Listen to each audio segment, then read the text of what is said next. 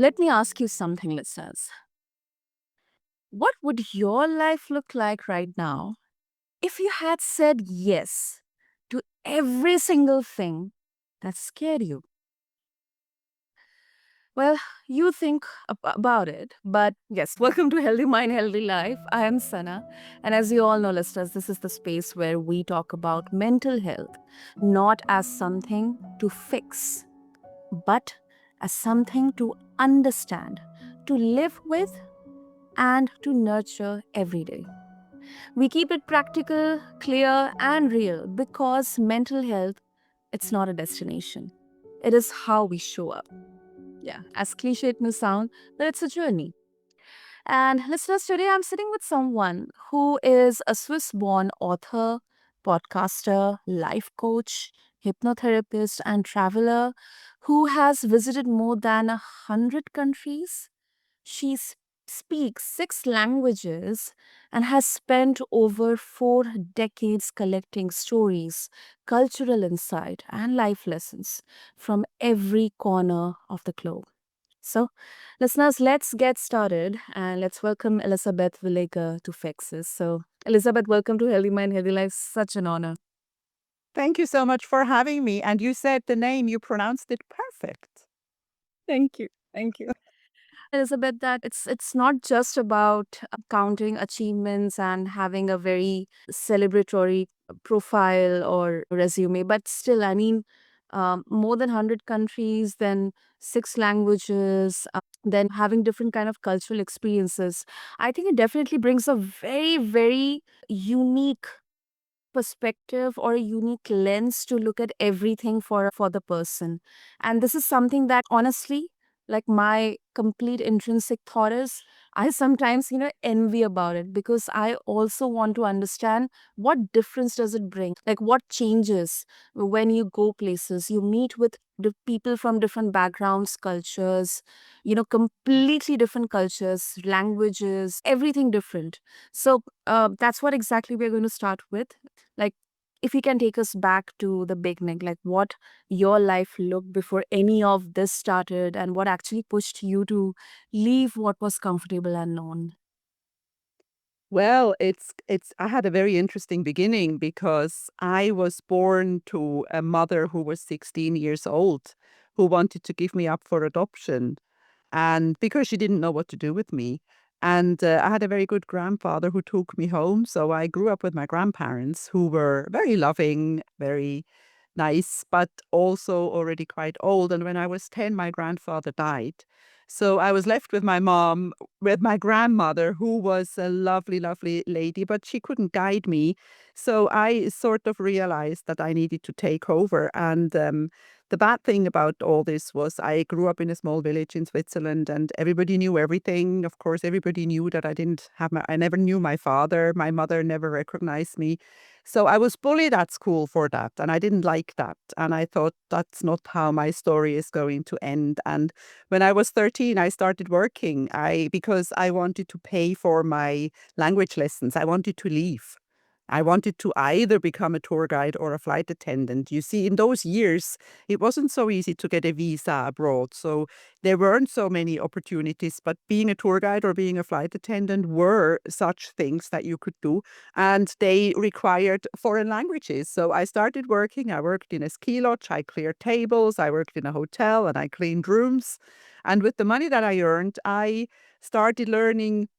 My mother tongue is German. I started learning English. I learned French at school and I took Spanish lessons. And when I was 19, I already spoke 4 languages more or less fluently. And that's how the whole thing began because then I found a job in Greece and I started working the first summer as a tour guide in Rhodos in Greece.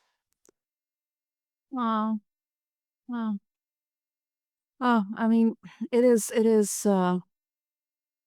interesting, but it's tumultuous. I think there are so many aspects which are connected with your journey, but I think that's what we're going to explore.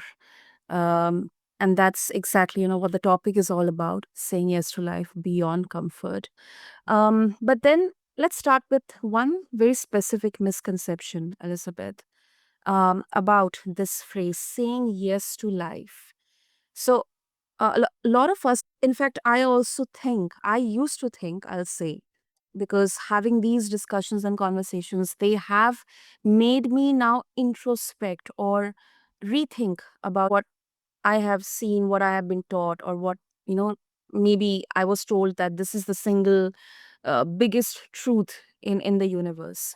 People think that saying yes to life means being fearless. Courage is not about not feeling afraid at all. You're always this, always strong, always fearless. You are not afraid of anything at all.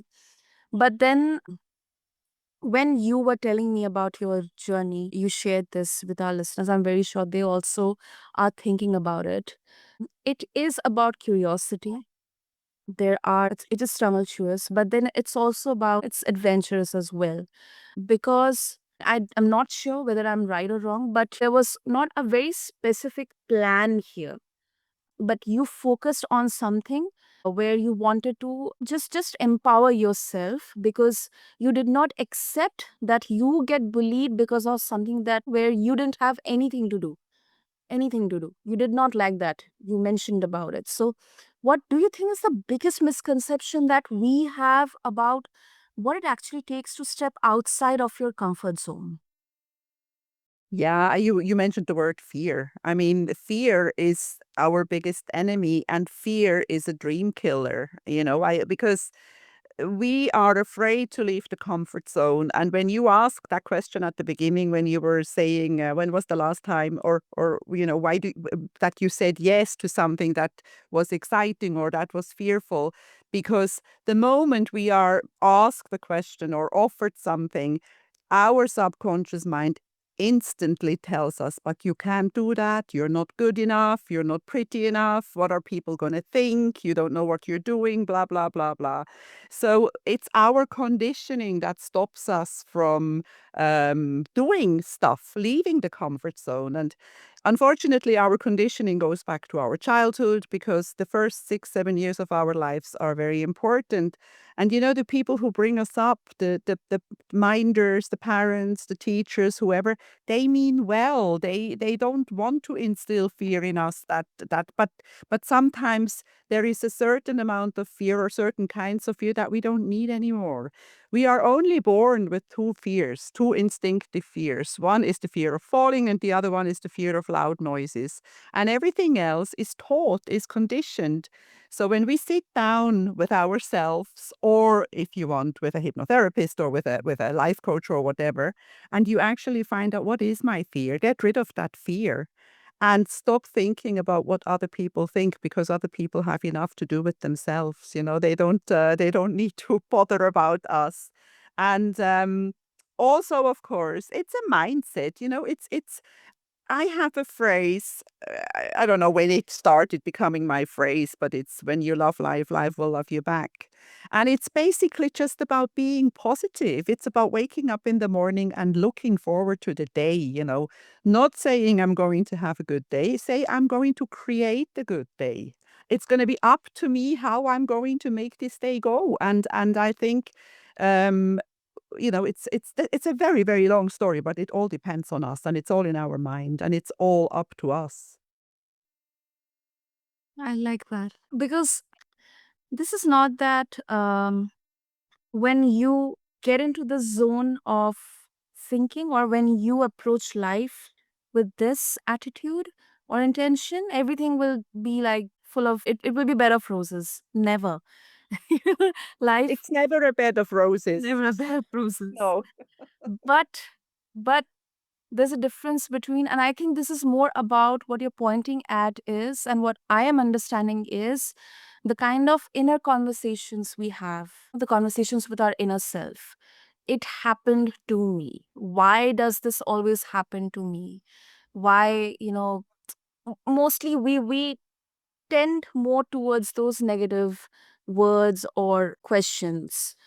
And I would probably not use this phrase all the time, but then I think sometimes we get into this victim mindset as well, that if everything bad has happened to us, then it's always bad.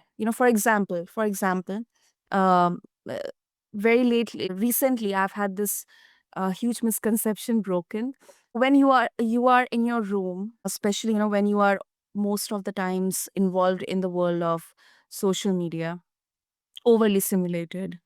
Um, it works in the way that it portrays all this very gray stuff in there, or very negative, that everything bad is happening outside. People are bad, becoming worse. Yeah, it could be. It is. It is. It is increasing. But that doesn't mean that everything or everyone is bad, or everything is negative. If there is something bad, there is also good. If there is darkness, there is light as well. So maybe in your screen there is no light, but then if you go outside and try to explore, of course, with the logical mind and the love of that faith or spirituality, not the uh, conventional spirituality or faith I'm talking about, but the soul level spirituality, that you are going outside to seek. You know that there is light, but maybe there's a cover, or there's a wall. You want to break that wall, so you have to go and look out. And for that, you need that faith or that spirituality as an anchor, which is within you. So yeah, that's what I would interpret. Yes, and if you don't see any light, then you just have to be the light. Yes. Yes. Yeah. Yeah. And sometimes other people need your light, and it costs us nothing to be the light for somebody. Kindness is a superpower, and we don't use it enough. Yeah. I agree. I agree. No, I think fear, anger, these are very strong emotions. And maybe it's these emotions are getting kind of capitalized or leveraged. It has been happening through ages, civilizations, and centuries and decades, but it's right now, I can say, at its peak. But then it's also a relief to hear that if I'm having the courage, it doesn't mean that I don't have any fear. I'm aware, I'm mindful about my surroundings. I know that there is bad, there is good as well. But then sometimes we kind of feel, okay, this is not the right time. I should wait for the perfect time, uh to feel ready, wait to feel brave, to assume something is wrong with us when the fear doesn't go away. So maybe that fear itself, it's something like a signal, which is a part of the invitation all along. Mm. I want to say something to what you said before about the world and we social media. The problem is that first of all, we know too much. We instantly know if something happens on the other side of the world. 5 minutes later, we all know it all, and we don't even know. The worst part of it all is that you never even know if it's true, but you believe it because it's there. And you know what happens when we hear something? We instantly think, oh my God, this could have happened to me, or this could have happened to my children, or I don't know what. And I don't know how bad the world is. I don't believe the world is really that bad. I also believe that there are a lot more good people in this world than bad. But I can't change the world. But I can change my world. I can change the way I treat people around myself. I can change how I handle situations. And if we all did that, then we could change the world. You see, so it's a collective that we need to look at, and it has nothing to do with either color or religion or language or anything. It's a human collective. Absolutely. Absolutely. I couldn't agree more with you. Couldn't agree more with you, Elizabeth, on this. Um, okay. I also want to bring in this. It's not my personal pushback, but just trying to um, give our listeners an understanding from all the different aspects. Now, maybe someone would wonder here that isn't there a risk that life built around constant travel, new experiences, it becomes its own kind of avoidance, like a way of never having to sit still long enough to face what's actually going on inside, or just one single word: escapism. Like, how do you tell the difference, Elizabeth, between genuine growth and then just running? Because it's been like I'm going to travel or I'm going to go away and I want to have my own world without solving the problems back at home. Or I do not want to face my demons. That's why I'm just running away. So people always, not always, but um, the maximum of the meaning leans towards, perceiving traveling or exploring the world as this. Okay, you just do not want to face your problems, your fear, that's why you are just running away. Yeah, you see, I can talk about my personal experience here because I was a young woman with a strong mind. I knew what I wanted, and but I had very low self-esteem because of how I grew up, because of the bullying, because of not having this background of a healthy parent structure, and also because we never had any money. I grew up very poor. So that's why I had to start working when I was 13. So when I started this traveling and when I started working abroad and when I started um, becoming somebody, maybe, I thought I was somebody, and because I was tall and I was young and I was blonde and everybody liked me and I don't know, I was attractive. But you see, you take your problems with you. You Yeah. take that low self-esteem was still with me no matter how far I went, no matter how much I tall I became, no matter how blonde I was or how good looking or whatever I was.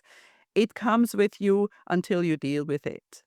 All those problems that you have, and maybe you leave home because of those problems, they won't stay there. They come with you and they will be with you until you face them. Or some people never face them. Some people always use their problems as an excuse because you were talking about victimhood or victimhood mentality before. Yeah. Yeah. If you live your life on the passenger seat all your life, you have no decision on where the journey takes you because somebody else will be at the wheel. So once you decide that you're going to face your problems, you are going to admit, because life, you said it before, life is not a bed of roses. But if you want, there will always be one rose or maybe two. So, make the best of it. And it's not always good, but I think it's also important to know that nothing lasts. No good time lasts and no bad time lasts. But a mistake that many people make is that during the good times, instead of enjoying them, they worry about what could happen. And that is the problem because worrying serves no purpose.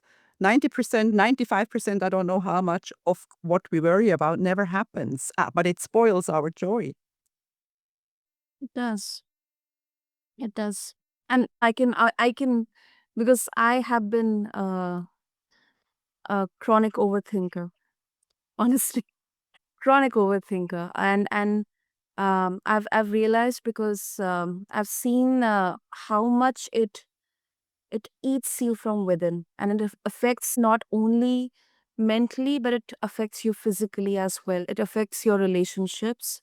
It You are like in this, invisible, and at this point I'll say it's a meaningless kind of cage that we build around us when we are overthinking about everything.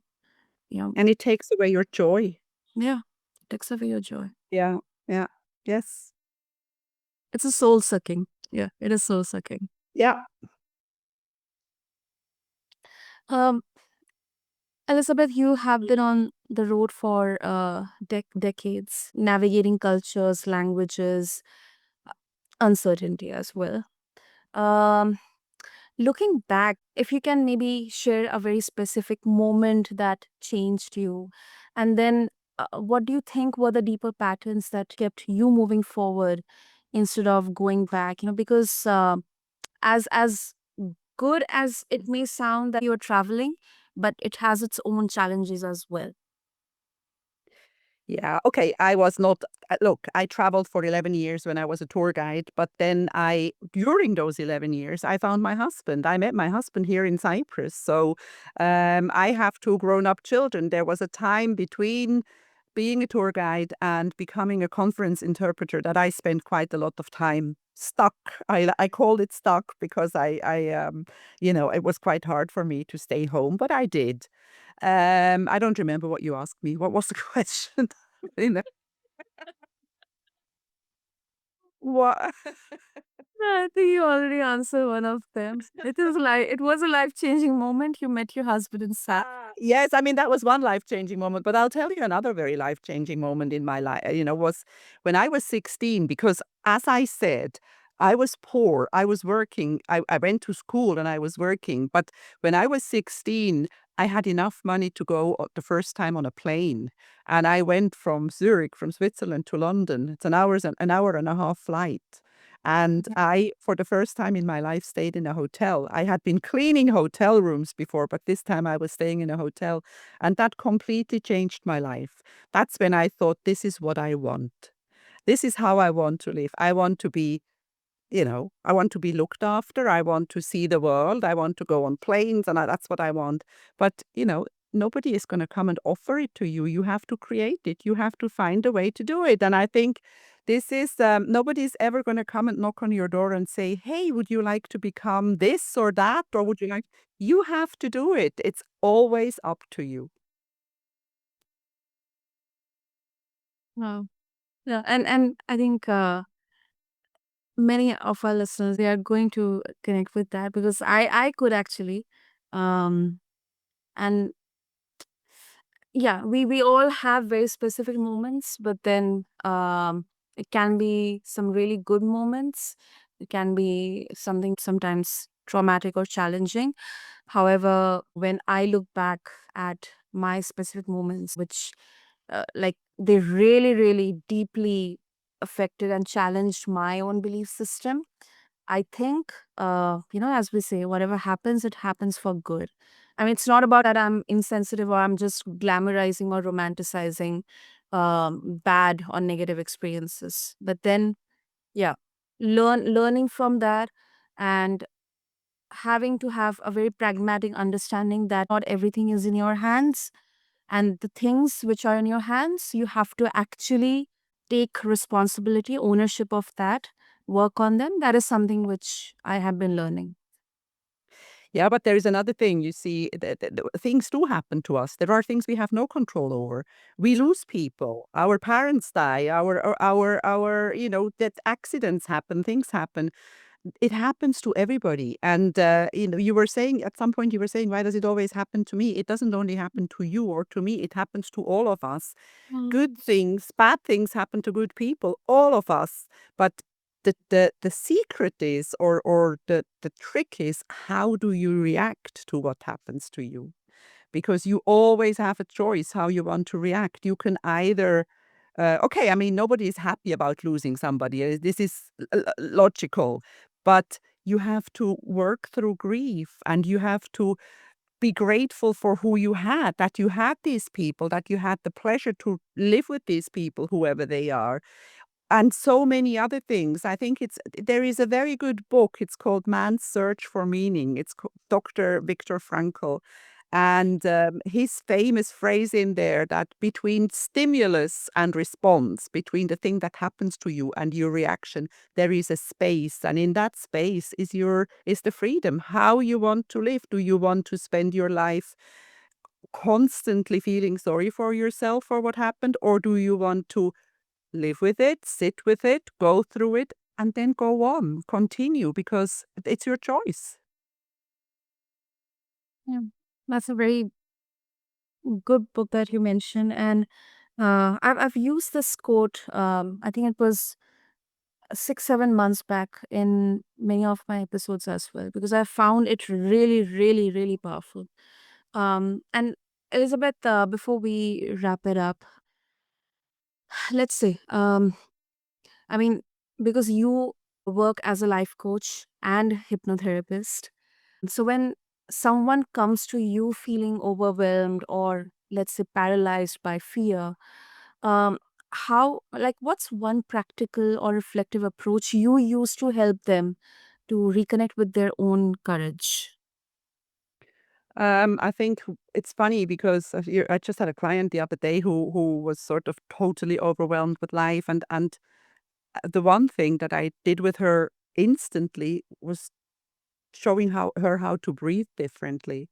Because when you have this upper chest breathing, you never breathe down to your belly, you create your own stress. It instantly. So this woman was so stressed and so I don't know. I spent 10 minutes, 5-10 minutes with her at the beginning, just doing breathing exercise. And that helped. Of course, she was also nervous to see me. I understand that, but and I think that can be quite the life-changing experience, to learn how to breathe and to relax. Because when you breathe deeply and you breathe in and you have a little break and you breathe out, it instantly calms you down. And another thing that I always tell people is to practice gratitude, to wake up in the morning and wake up and be grateful for 2 or 3 things in their lives. Go to sleep and ask yourself what was good today. Find the good stuff. Don't think about the things. Everything is many things go wrong. We all have things that go wrong. Think of the good things. And I know it's not always easy. Some things are hard. Everybody has some hard situations in their lives, but it's just life, I don't know.